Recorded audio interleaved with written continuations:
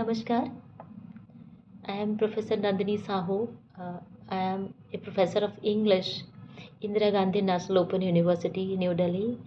And most recently, I have joined as the Vice Chancellor of Hindi University, West Bengal. This particular international conference, titled Multiculturalism and Democracy, Australian and Indian Contexts, organized by the Department of English and Cultural Studies, the Universities of Burdwan, has been inviting me. They have been, in touch with me since a couple of months. Professor Anshuman Kar, the director of the conference and also a professor of English in the department, who eventually is one of my very dear friends and fellow workers, fellow researchers. He has been in touch with me since 2 months, and I had planned to join this seminar since long. And as a matter of chance that I joined West Bengal this month as a Vice Chancellor, and today I am here in the conference in the virtual mode. I was supposed to join the seminar, join the conference in the real time manner in the university itself, but I could not join today because I have a very important meeting in Vikas Bhavan, and I could not avoid that. So I recorded a video for the seminar. My topic for this international conference is multiculturalism and democratic engagements in indigenous literature, a critical reading.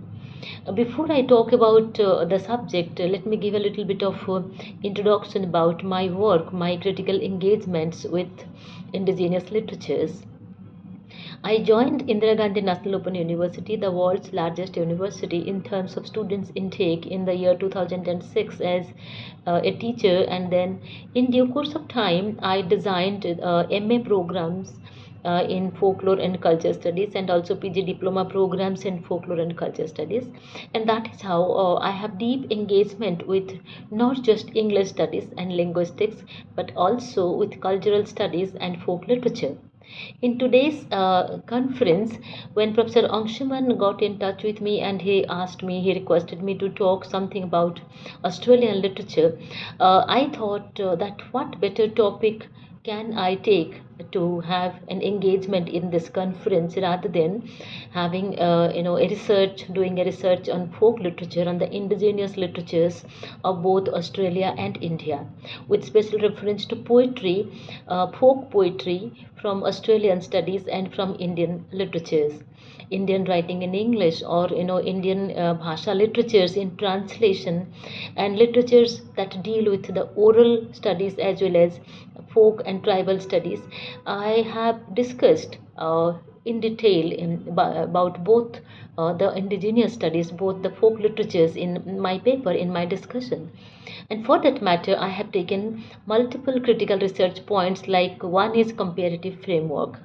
I have already circulated my research questions. I am sure that Professor Anshuman, my friend, he might have already provided the research questions to all of you, but still I would only repeat myself when I say that I talk about the critical research questions in my seminar about how do the folk poetry and the poetic traditions, oral traditions and written traditions of folk from Australian and Indian literatures reflect their receptive democratic and multicultural ideologies. Uh, my deep and very long engagement with folk literature convinces me that in classical or mainstream, I would put mainstream within quote unquote, the mainstream and other literary forms, there can be Margi and Deshi dichotomies. There can be great and little traditions. But when you come to folk literature, the Margi and Deshi dynamics, or the Margi and Deshi binaries dissolve. Folk literature is something that actually believes in unity and in solidarity between the genders and between the classes and the castes and the different colors. So when I talk about the indigenous poetry in Australia and India, I keep my engagement with the multicultural ideologies and the identities and the thematic and the structural similarities and differences between the two literary discourses, Australian folk literature and Indian folk literature.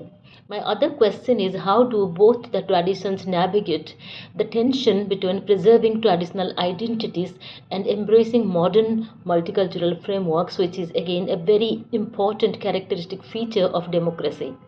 Solidarity and democracy, these two things certainly unavoidably address these kind of things. And then in my research, I also talk about democracy and marginalization. In what ways, my research question is, in what ways does Australian Indigenous folk poetry critique and talk about the structures that have historically marginalized the First Nations people? And in a very ethnomusicological way, how do the folklorists, the indigenous studies, deal with the situation? That is one of my research questions, and I have written a lot about that in my paper, which I am going to share with Professor Angshuman, and he will be kind enough to share my research with each one of you. And the next question that I have addressed in my paper is, how does Indian tribal poetry articulate the challenges faced by the marginalized communities in a democracy that often overlooks caste, ethnicity, and the regional identities? This is a big question.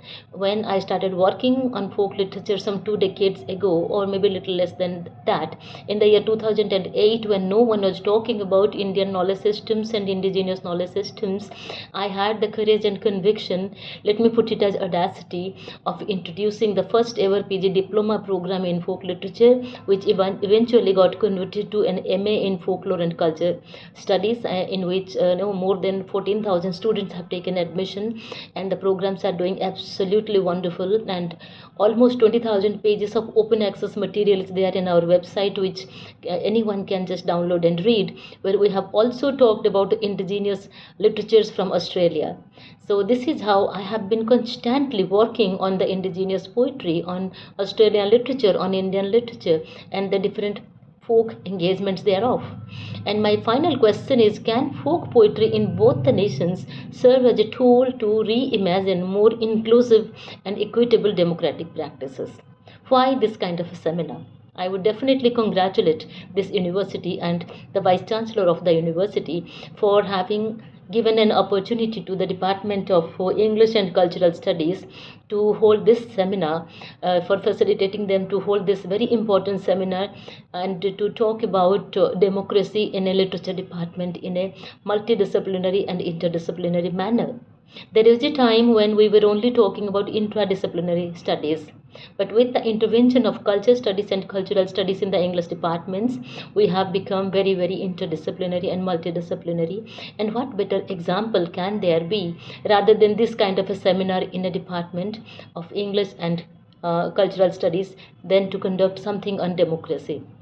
And how do I fit in? I question myself, and the answer is, when I look at the indigenous poetry of Australia and India, the folk poetry, the tribal poetry of Australia and India, and make a comparative analysis.